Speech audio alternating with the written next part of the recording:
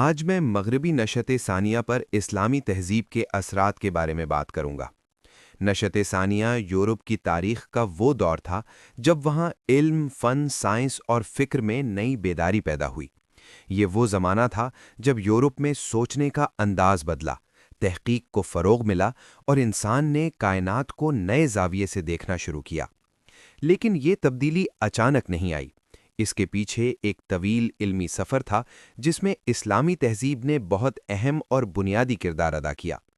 جب یورپ میں علمی جمود کا دور تھا اور وہاں تعلیمی سرگرمیاں محدود ہو چکی تھیں، اس وقت مسلم دنیا علم و تحقیق میں تیزی سے آگے بڑھ رہی تھی۔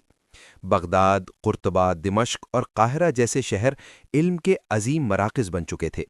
وہاں بڑی بڑی لائبریریاں قائم تھیں جہاں ہزاروں کتابیں موجود تھیں۔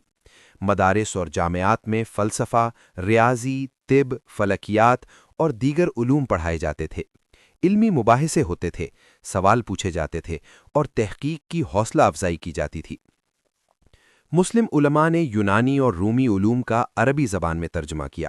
ارسطو، افلاطون اور جالینوس جیسے مفکرین کی کتب محفوظ کی گئیں۔ اگر یہ کام نہ ہوتا تو قدیم دنیا کا بہت سا علمی سرمایہ ضائع ہو جاتا۔ لیکن مسلمانوں نے صرف ترجمہ ہی نہیں کیا بلکہ ان علوم پر تحقیق کی، ان میں غلطیوں کی نشاندہی کی اور نئی معلومات کا اضافہ کیا۔ ریاضی کے میدان میں مسلمانوں نے الجبرا کی بنیاد رکھی، جس نے حساب کے طریقوں کو آسان بنایا۔ جیومیٹری کو ترقی دی گئی اور اعداد کے ایسے نظام کو متعارف کرایا گیا جسے آج پوری دنیا استعمال کرتی ہے۔ فلکیات میں ستاروں کی حرکت، چاند اور سورج کے نظام اور وقت کی پیمائش پر تحقیق کی گئی۔ نئے آلات جیسے اسطرلاب ایجاد کیے گئے جنہوں نے بعد میں یورپی سائنسدانوں کو بہت فائدہ پہنچایا۔ طب کے میدان میں بھی اسلامی تہذیب نمایاں تھی۔ مسلم طبیبوں نے بیماریوں کی تشخیص اور علاج پر مفصل کتابیں لکھیں۔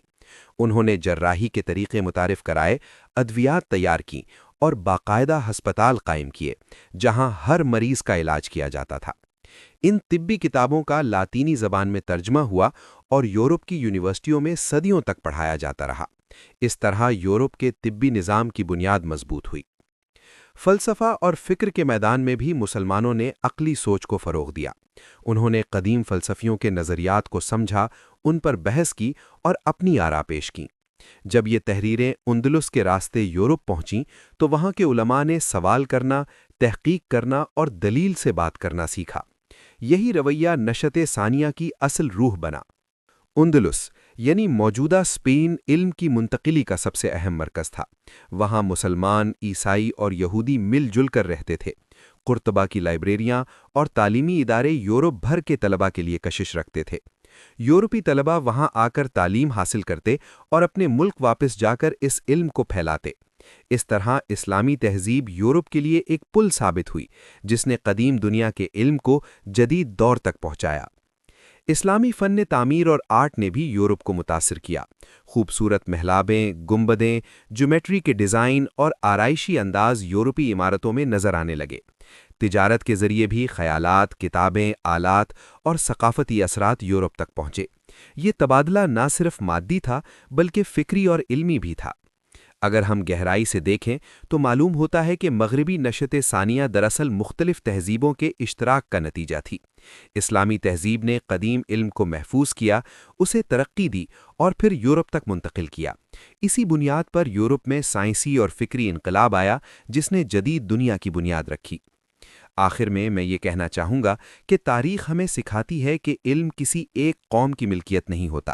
جب قومیں ایک دوسرے سے سیکھتی ہیں، ایک دوسرے کے تجربات سے فائدہ اٹھاتی ہیں اور علم کو آگے منتقل کرتی ہیں تو دنیا ترقی کرتی ہے۔ اسلامی تہذیب اور مغربی نشت ثانیہ کا تعلق اسی حقیقت کی روشن مثال ہے۔ شکریہ۔